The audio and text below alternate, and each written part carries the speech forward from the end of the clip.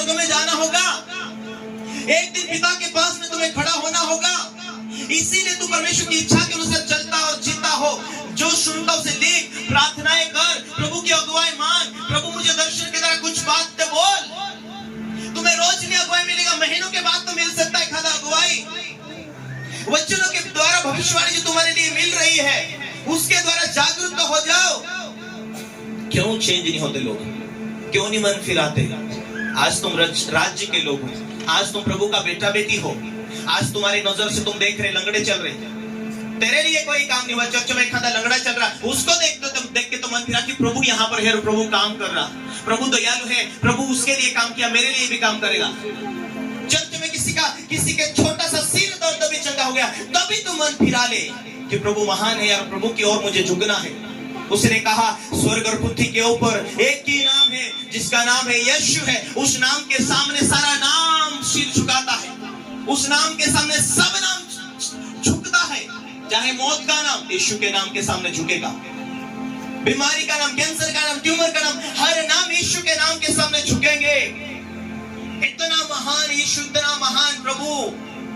और उस नाम को हम ढिलाई में ले, उस नाम को हम कमजोर समझ रहे, जिस नाम में हमें चंगाई मिलती, जिस नाम में हमें जीवन मिलता, जिस नाम में हमें अनुग्रह मिलता, जिस नाम में हमें स्वर्ग मिलता, जिस नाम से हम हर एक मौत की ताकत, हर एक बीमारी की ताकत, हर एक जादू टना की ताकतों को पैरों से रोनते और कुचलते।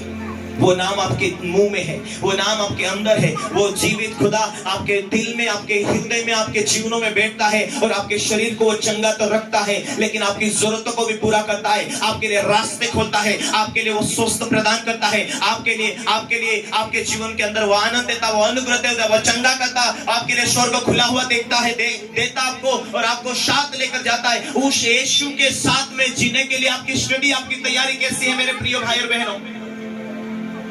यदि तैयारी नहीं है तो पछताओगे, यदि तैयारी नहीं है तो बाद में रोने से क्या फायदा। जब आपके जीवन में आपको चिल्ला कर प्रभु के दास पुकार के कहते हैं मन फिराओ, लौट आओ, एक ही बातें होती है कि प्रभु मैं झुकना चाहता हूँ, प्रभु मैं तेरी उपस्थिति में जीना चाहता हूँ, मेरे कई गुनाह है तो मुझे माफ कर, पर मैं आगे से गलती नहीं करना चाहता हूँ। मेरे शरीर से, मेरे प्राण से, मेरी आत्मा से, मेरे तन मन धन दिल से मैं तेरे धन्यवाद करूंगा, तेरे लिए जीऊंगा, तेरी सेवा करूंगा। मालूम है आपको, एक ही बात है आपको ध्यान देने की, मैं जैसा मेरा पहला मन था, पहला जीवन था, प्रभु की इच्छा के अनुसार मैं लौटना चाहता हूँ। निर्णय होना चाहिए प्रभु के राज्य के लिए, व्यक्तिगत एक निर्णय, फैसला होना चाहिए। याकूब एक एसाव से भागता है, लड़ाई से भागता है, और याकूब चलते रात हो जाती और एक डर के मारे सो जाता पहाड़ों में। उसे नींद आ जाती है और आराम से वो सो जाता है। और सोने के बाद में एक आकाश में क्या देखता है? एक बहुत बड़ी सीढ़ी स्वर्ग में टिकी हुई और उसके पाय था नीचे धरती के ऊपर टिका हुआ है। और याकूब दर्शन स्वप्नों में देख रहा है और उस द्वार के ऊपर, स्वर्ग का द्वार खुला हुआ, द्वार के ऊपर परमेश्वर खड़ा है। और द्वार के ऊपर परमेश्वर खड़ा है तो परमेश्वर बोलता है, हे याकूब, मैं तेरे बाप दादों का परमेश्वर, मैं तेरा अब्राहम का परमेश्वर, मैं इसहाक का परमेश्वर, मैं तेरा परमेश्वर, मैं तेरा बाप दादों का परमेश्वर हूं। Hallelujah, hallelujah. परमेश्वर बात करता है और स्वर्गदूत काम कर रहे हैं। मैं तुझे जीवित लेकर आऊंगा उस देश में जहां से तू आया है। मैं तेरे द्वारा वंश को बहुत बढ़ाऊंगा, मैं तेरी रक्षा करूंगा, मैं तुझे आशीष दूंगा।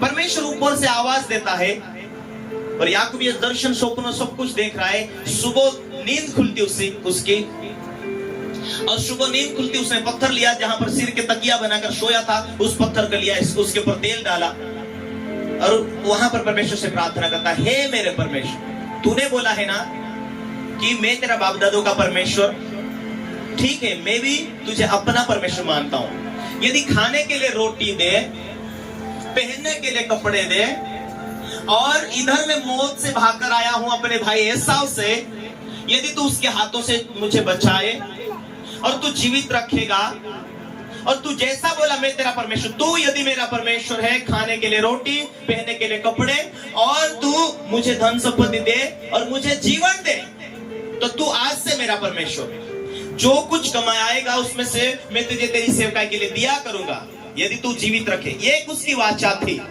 ये उसका परमेश्वर के साथ में अटूट व्यवहार था, ये उसका एक रिश्ता था। आपको चंगे रहने के पीछे एक क्या वायदा है, क्या निर्णय है? आप बरकत पाने के लिए क्या निर्णय है? यदि आपको ऐसा कमजोरी मालूम पड़ती, पुरानी टाइम की याद करो, क्या तूने वाचा किया था, क्या तूने वायदा किया था? याकूब को परमेश्वर ने बरकत दिया, बढ़ाया, उसका ससुर ने 10 बार उसकी मजदूरी को बदला, फिर भी परमेश्वर उस वाचा को याद करता हुआ कभी भी याकूब को खाली और कंगाल नहीं होने दिया। याकूब का ससुरा उसे मारने के लिए गए, रास्ते में परमेश्वर ने दर्शन देकर बोला, उसका ससुरा लाबान नहीं जानता था, वो भले पापी था, लेकिन परमेश्वर ने क्या बोला, ए मेरे याकूब, मेरे दास, मेरे याकूब के ऊपर हाथ नहीं लगाना, ना तो उससे भला व्यवहार कर, ना तो बुरा व्यवहार कर, क्योंकि वो मेरा दास है, मैं तुझे देख लूंगा। वो अपने प्रेमी लोगों को बचाने के लिए उसके शत्रु को वो धमकी देगा। कौन? यहोवा। हालेलुया, समझ रहे? यदि हम परमेश्वर की नजर में सही चलते जाएंगे, उसकी इच्छा के अनुसार चलते जाएंगे, तू जैसी भी परिस्थिति में हो, तू विरोध वाला इलाके में हो, तू गरीबी परिस्थिति के इलाके वाले में हो, जहां फसल नहीं होता ऐसी स्थिति में हो, जहां मजदूरी नहीं मिलता ऐसे सिचुएशन में हो, फिर भी वो तेरे लिए कहीं ना कहीं से भी साधन, कहीं ना कहीं से भी मार्ग खोलेगा, पर तेरे को वैसा कि वैसा नहीं रहने देगा, तुझे बढ़ाएगा, क्योंकि तेरे ऊपर वाचा है, मैं तुझे आशीष दूंगा, मैं तुझे बढ़ाऊंगा, मैं तुझे सुरक्षा दूंगा। उसका एक वाचा है तुझे बढ़ाने के लिए, वो बढ़ाते बढ़ाते बढ़ाते जाएगा।